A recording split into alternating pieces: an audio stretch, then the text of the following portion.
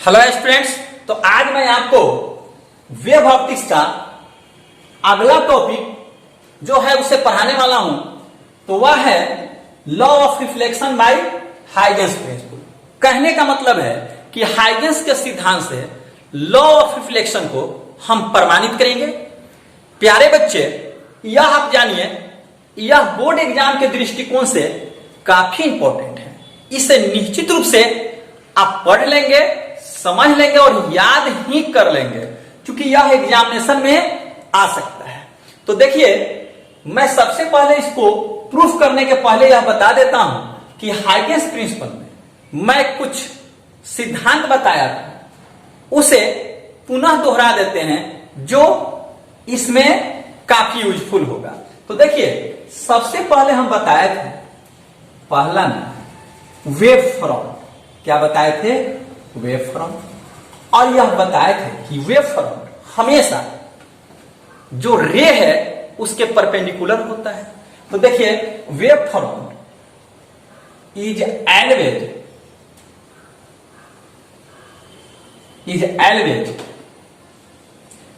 Is always perpendicular to direction of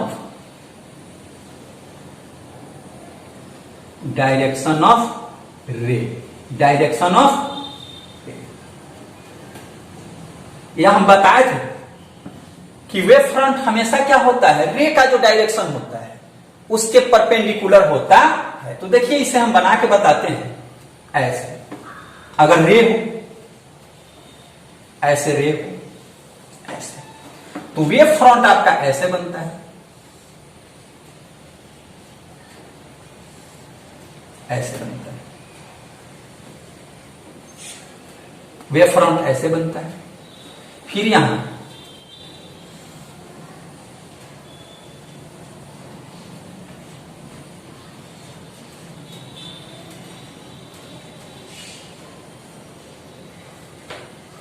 यह wave front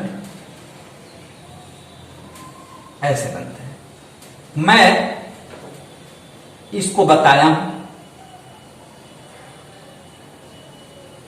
wave front आपका ऐसे बनता है, ऐसे हो। तो आप देखिए,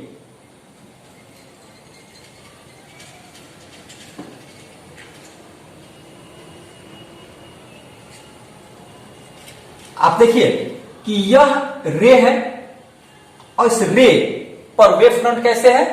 ऐसे है। मतलब यह रे जो है, इस पर यह जो वेव फ्रंट है, यहां कितने डिग्री का एंगल बनाएगा? 90 डिग्री का बनाएगा। यह कितने डिग्री का बनाएगा? 90 डिग्री का बनाएगा। इसका मतलब है कि वेव फ्रंट हमेशा जो रे का डायरेक्शन होता है उस पर परपेंडिकुलर होता है। एक और बात मैं आपको यहां समझा देना चाहता हूं। यह दूसरा बात यह है कि आप मान लीजिए कि यहां पर कोई वेव फ्रंट आपको दिया गया है, ऐसे वेव फ्रंट दे दिया गया है। क्या दिया है? वेव फ्रंट है।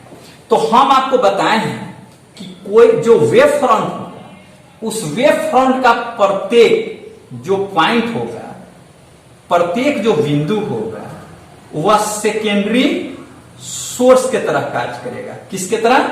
सेकेंडरी सोर्स की तरह। तो यह जो होगा, यह वेव फ्रंट आपका ए बी, यहां वेव फ्रंट है। ए बी क्या है? वेव फ्रंट है। तो यह पॉइंट सेकेंडरी सोर्स की तरह कार्य करेगा, सेकेंडरी सोर्स की तरह कार्य करेगा, सेकेंडरी सोर्स की तरह, जिसे हम कहते हैं सोर्स ऑफ सेकेंडरी डिस्टर्बेंस। तो यह हो जाएगा, यह जो है आपका सेकेंडरी सोर्स होगा। इसे हम लिखते हैं सोर्स ऑफ सेकेंडरी डिस्टर्बेंस। यह सेकेंडरी जो सोर्स है, यह क्या बनाता है? वेवलेट बनाता है। क्या बनाता है? वेवलेट्स बनाता है। यह बनाता है।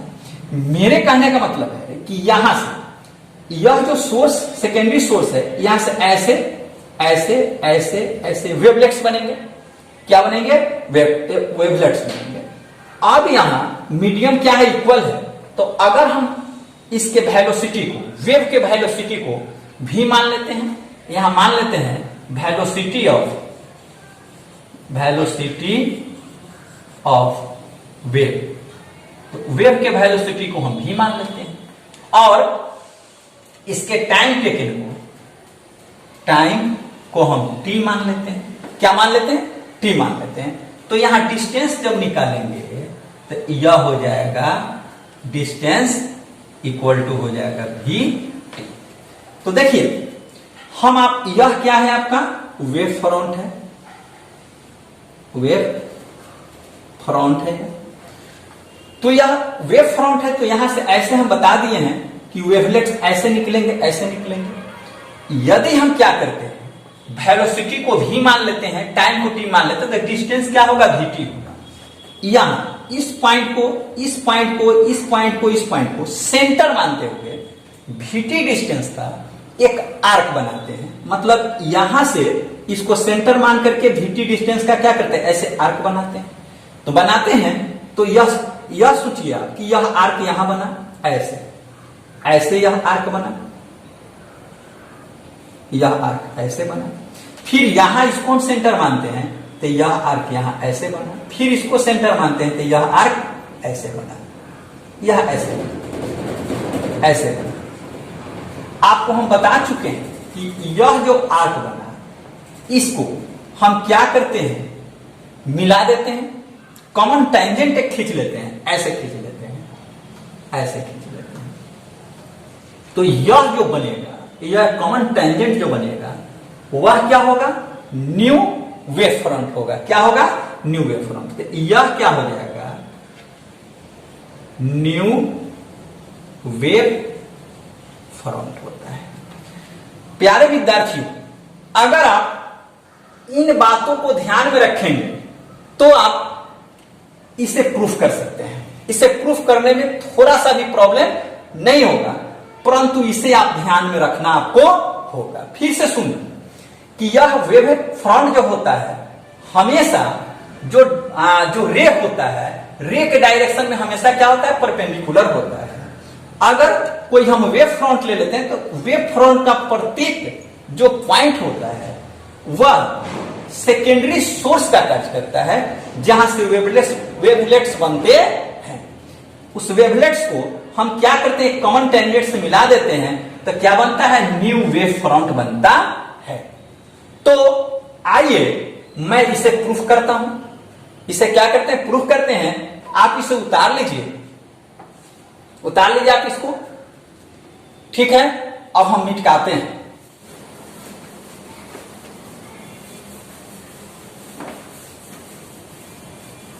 अब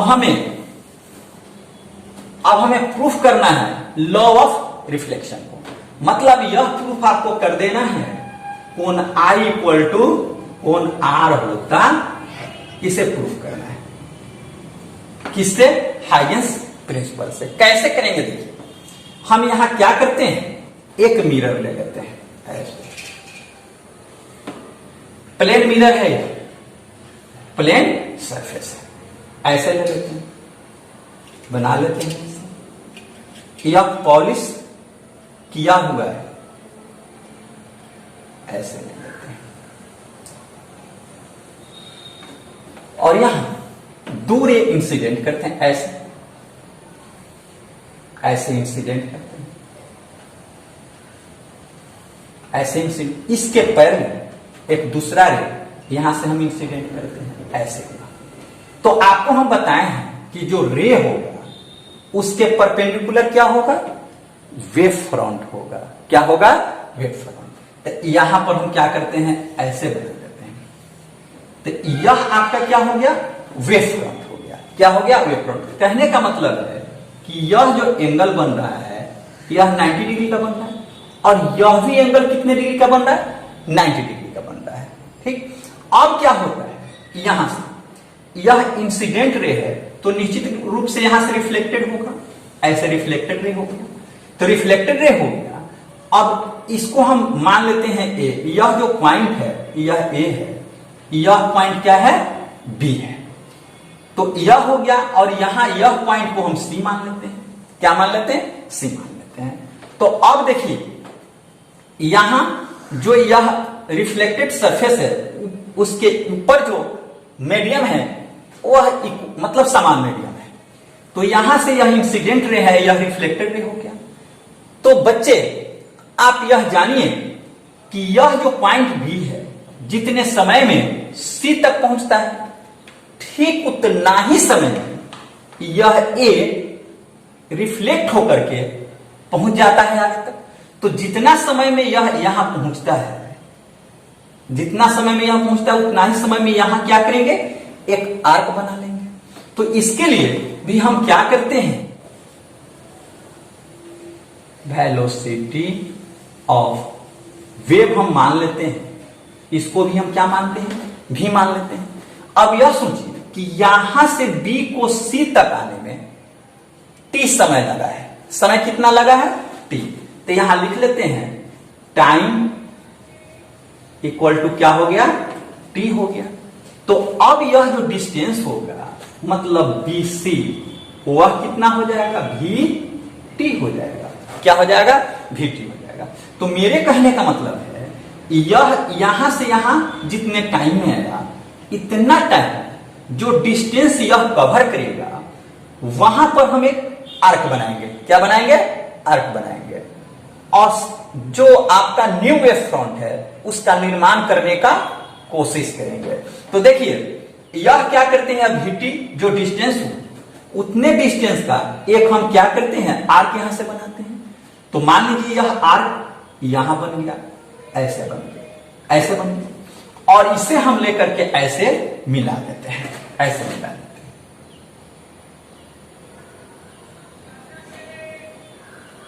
यह ऐसे मिल जाता है। तो यह जो मिल जाता है,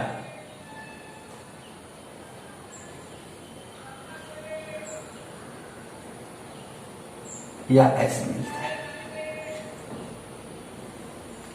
ऐसे मिल जाता है। तो यह जो बंधा, आप यह जानिए कि यह जो आपका बंधा, यह रिफ्लेक्टेड वेव फ्रंट क्या हो गया, रिफ्लेक्टेड वेव फ्रंट हो गया। तो यह हो गया इंसिडेंट वेव फ्रंट और यह हो गया रिफ्लेक्टेड वेव फ्रंट। तो यह इंसिडेंट रे है, तो यहां भी क्या होगा, इसका रिफ्लेक्शन होगा, ऐसे होगा।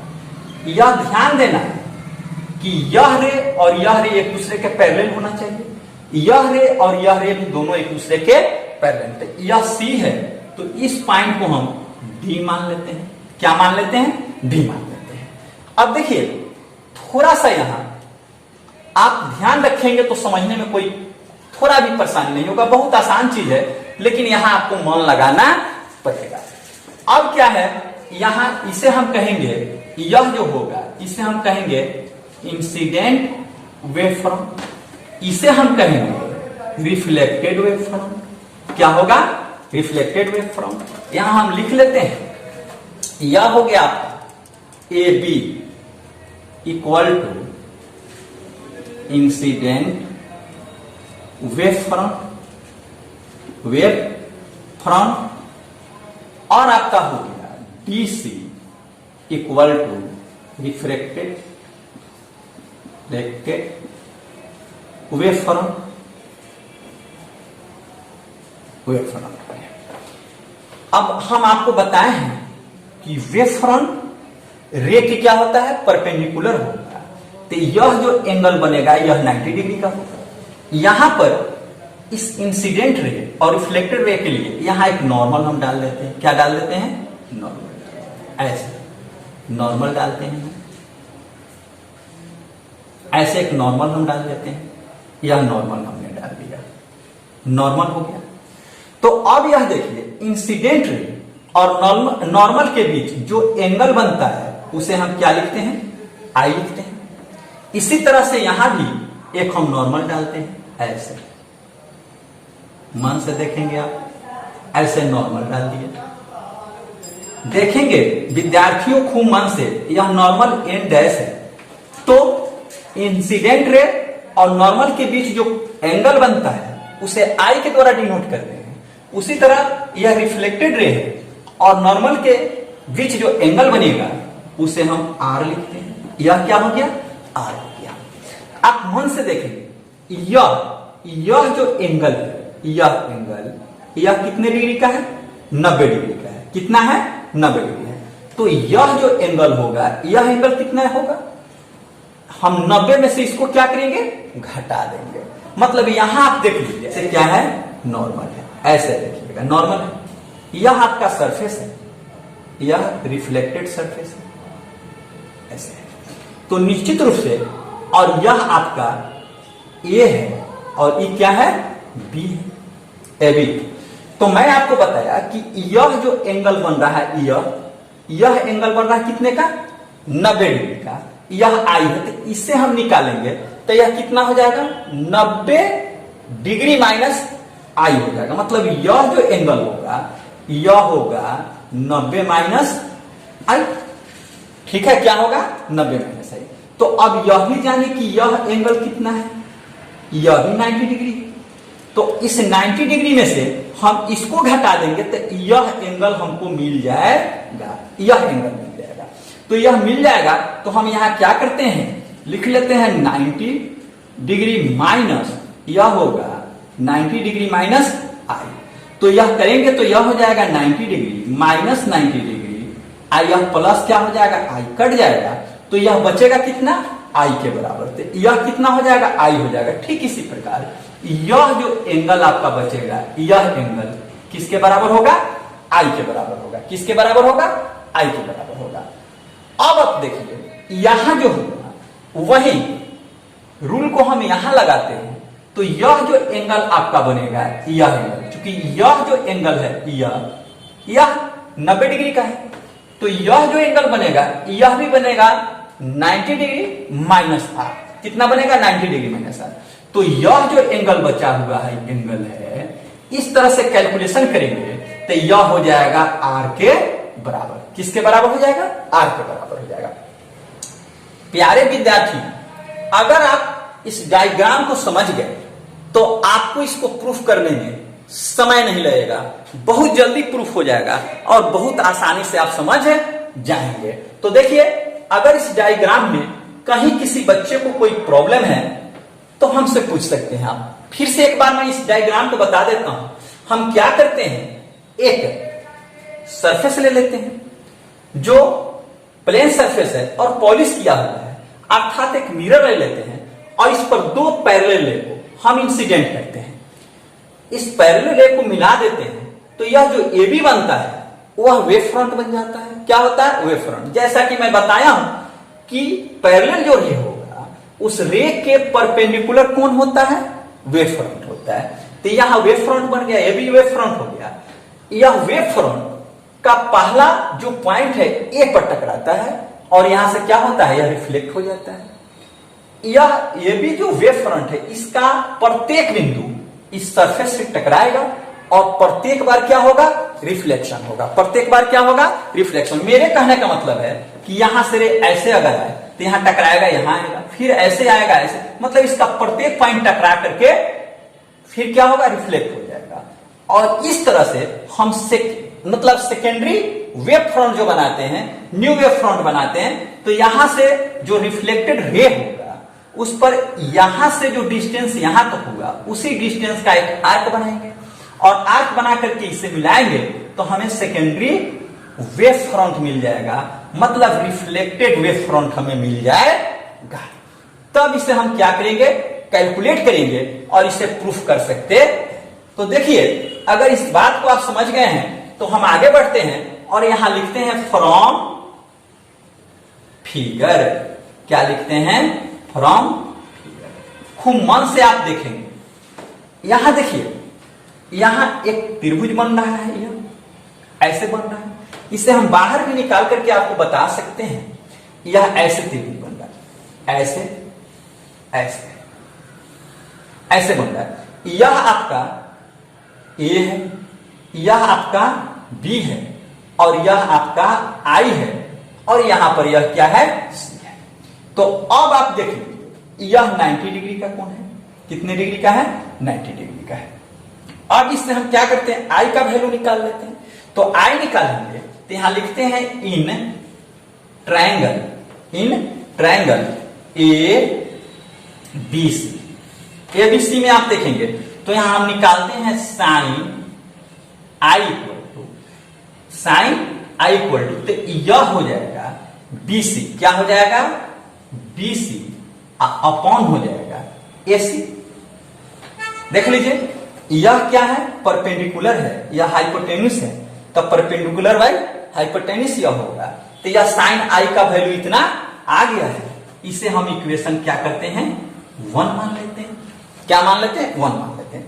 ठीक इसी प्रकार अब आप देखिए ट्रायंगल यहां बन रहा है ADC में, देखिए क्या बन रहा है ADC बन रहा है, उसमें भी ADC बन रहा है। तो इससे हम क्या कर सकते हैं ADC से R का वैल्यू निकाल लेंगे। इसे भी आप यहां बना करके देख सकते हैं, यह ऐसे बन रहा है, ऐसे बन रहा है, ऐसे ऐसे और यह ऐसे ऐसे बन रहा है। तो यह जो एंगल है आपका, यह क्या है R है, यहां क्या है यह D है, यहां क्या है C है, और यह आपका क्या है A है। और यह जो एंगल है यह 90 डिग्री का है। कितना का है 90 डिग्री का। तो इस ट्रायंगल में हम देखेंगे तो यहां लिखते हैं इन ट्रायंगल, लिखते हैं ADC। तो ADC में आप निकालेंगे तो यह हो जाएगा साइन R इक्वल टू हो जाएगा AD, क्या हो जाएगा AD अपॉन हो जाएगा AC, क्या हो जाएगा AC। इसे इक्वेशन नंबर आप 2 मान लीजिए। क्या मान लीजिए 2 मान लीजिए। अब कुछ नहीं करना है, अब सिर्फ क्या करना है इक्वेशन 1 में इक्वेशन 2 से भाग दे देना है, डिवाइड कर देना है इसको। बस आपका फॉर्मूला मतलब आपको जो प्रूफ करना है वह आ जाएगा। यहां ऐसे कर देते हैं, देखिए यहां BC इक्वल टू हम VD निकाल लिए हैं। BC इक्वल टू क्या है VD, तो मैं बताया हूं कि जितने समय में BC यहां आएगा उतना ही समय A कहां चला जाएगा D के निकट चला जाएगा। मेरे कहने का मतलब है ऐसे ऐसे B आ रहा है C के निकट और A जा रहा है D के निकट। तो यह आप निकालेंगे तो AD जब यहां निकालेंगे तो AD इक्वल टू भी क्या होगा VT ही होगा। तो अब यहां क्या करते हैं from equation 1 divided by equation 2, equation 2 से इसे डिवाइड कर देंगे तो यह आपका आ जाएगा, यह आ जाएगा ऐसे। देखिए sine I upon sine R equal to sine I यह है, मतलब यह हो जाएगा BC अपॉन हो जाएगा AC इंटू हो जाएगा यह, यहाँ AC है तो ऊपर चला जाएगा, यह हो गया AC और नीचे हो जाएगा AD, यह हो जाएगा AC और AC, यह और यह कट गया। तो फिर यहां बच जाएगा आपका sign I upon sine R, यह हो जाएगा, यह देखिए यह बच जाएगा BC अपॉन हो जाएगा AD। आप देखिए खूब मन से यहां हम BC का भी वैल्यू निकाल लिए हैं, कितना है VT, इसका भी वैल्यू निकाल लिए AD का भी, यह भी कितना है VT, यह दोनों कट जाएगा। मतलब यह हो जाएगा sine I upon sine R equal to 1। तो इसे हम लिख सकते हैं sine I equal to sine R, अर्थात यह हो जाएगा I इक्वल टू R, कोण I इक्वल टू कोण R, क्या हो जाएगा R। यही आपको प्रूफ करना था और प्रूफ हो गया। अब देखिए यह कितना आसान है और प्रायः यह परीक्षा में पूछे ही जाते हैं, तो आप थोड़ा सा ध्यान देंगे तो इसके कैलकुलेशन में आपको कोई दिक्कत नहीं होगा और इसे आप प्रूफ कर लेंगे। तो यह अब यहां समाप्त हुआ। फिर मैं अगले क्लास में बताऊंगा कि law of refraction by Huygens principle. ठीक है।